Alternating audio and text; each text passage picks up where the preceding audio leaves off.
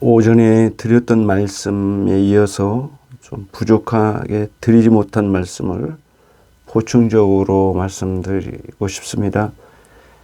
오늘 본문이 누가복음 23장 43절 말씀, 내가 진실로 내게 이르노니 오늘 네가 나와 함께 낙원에 있으리라 말씀이었습니다.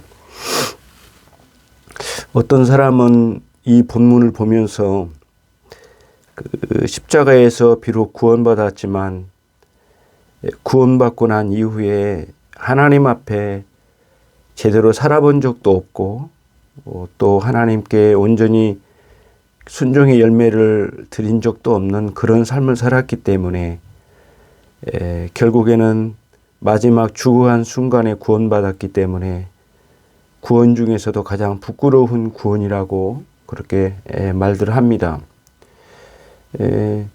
물론 구원받은 이후에 하나님께 충성하고 또 하나님께서 원하신 바를 이 땅에서 수행하는 게 매우 중요하죠. 그렇지만 이 강도는 십자가에 죽는 순간에 구원받았던 것이 분명합니다. 그래서 부끄럽다는 말은 틀린 말은 아니겠지만 하지만 본문은 그렇게만 볼 일은 아닌 것 같아요.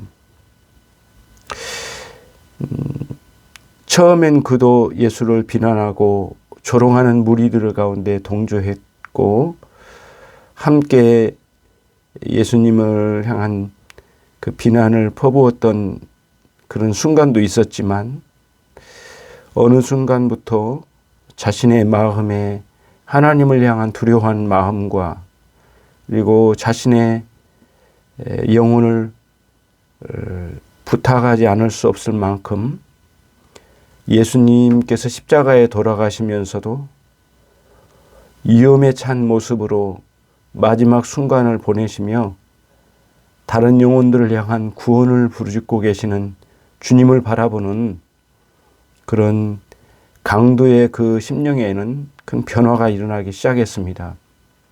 실제로 예수님께서 양쪽에 강도가 있는 가운데 첫 마디의 말씀을 십자가상에서 말씀하실 때도 아버지여 저들의 죄를 용서해 주십시오. 저들이 하는 일을 저들 스스로가 알지 못합니다. 이 말씀에 큰 충격을 받았을 겁니다. 그 이전에는 이 강도도 예수님을 비난했지만 어느 순간 두려움과 함께 자신을 살펴봤겠죠. 우리는 우리의 범죄에 합당한 사형집행을 받아 죽어가는 것이 마땅할지 모르지만 옆에 죽어가시는 예수님은 저 예수는 도대체 무슨 죄가 있단 말인가? 오히려 자신을 죽이는 수많은 무리들을 향해서 저들의 죄를 용서해달라고 간청하시는 예수님의 그 위험에 찬 기도의 말씀 속에 마음이 크게 흔들리고 충격을 받은 것이 분명합니다. 아무튼 사람들의 비난과 예수님의 기도 소리 사이에서 큰 변화를 받은 이 강도가 큰 변화를 받아 자기 자신의 영혼을 주님께 의탁하는 그런 광경을 보게 되죠. 주님은 이 상황 속에서 네가 나에게 너의 영혼을 부탁하느냐, 사실 너는 일생 동안 부끄러운 인생을 살지 않았느냐, 이렇게 말씀하지 아니하시고 주님께서는 그 변화된 그 영혼에 부르짖는 간청과 같은 십자가 위에서 구하는 자기의 영혼을 부탁하는 그러한 이 강도를 향해서 주님께서는 크게 위로의 말씀과 구원의 말씀을 주셨습니다. 오늘 네가 나와 함께 낙원에 있으리라, 이 약속의 말씀으로 구원을 선포해 주시고 동시에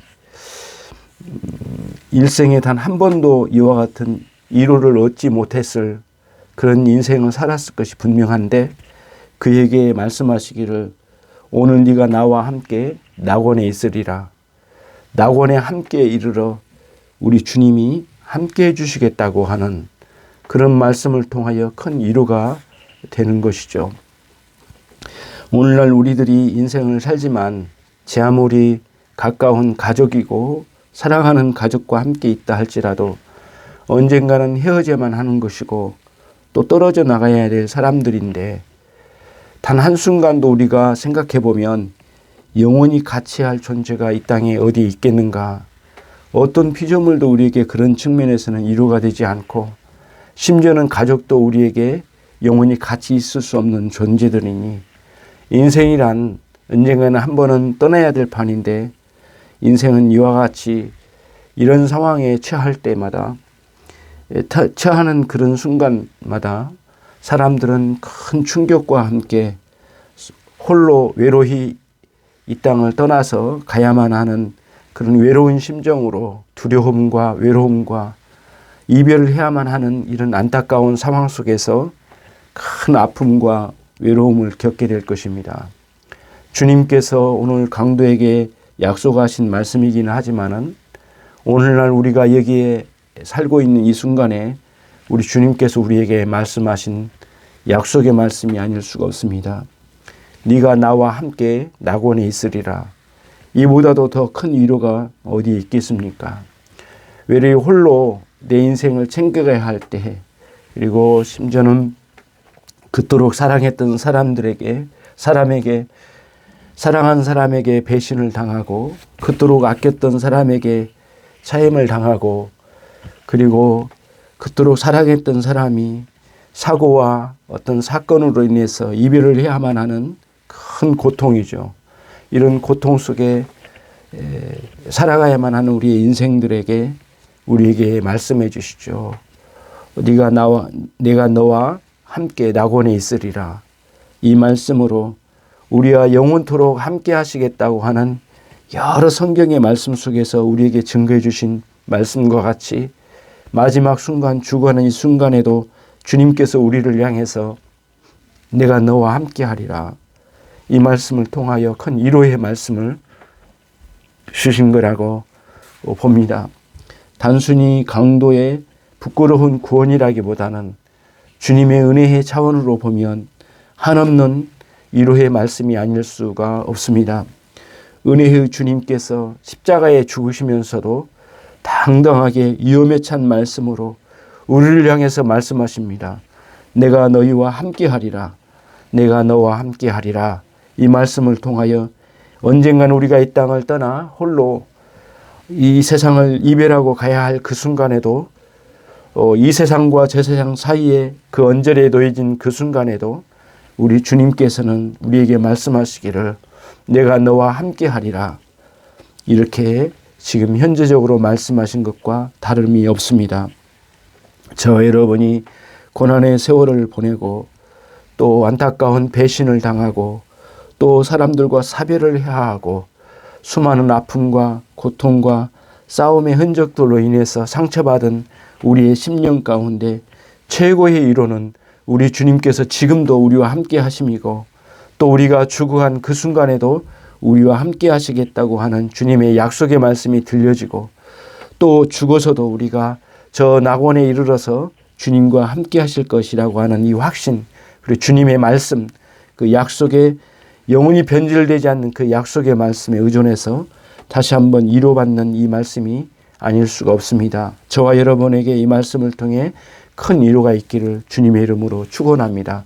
온갖 어려움과 고통과 상처 속에 살아가는 삶일지라도, 그리고 아무리 성공했다 할지라도 너무 자만하지 아니하고 주님 앞에 엎드린 자세로 늘 위로를 누리는, 그리스도 안에서 위로를 누리는 심령들이 모두 되시기를 바랍니다. 고난주간에 특별히 주님 앞에 엎드리고 주님께서 나를 향하여 구원하신 구원의 목적이 무엇인지를 살펴가고 잠잠히 내 자신을 돌아보아 하나님께 간구하는 인생의 올바른 길을, 간구의 태도를 갖는 인생의 올바른 길을 가는 여러분 모두가 되시기를 바랍니다. 어려운 시기에 더욱더 주님께 의존하는 신앙이 되시고 새롭게 신앙의 회복이 있는 놀라운 역사가 있기를 바랍니다. 말씀과 기도 안에 살아가시고 찬양과 감사가 넘치는 그런 삶이 되기를 바랍니다. 감사합니다.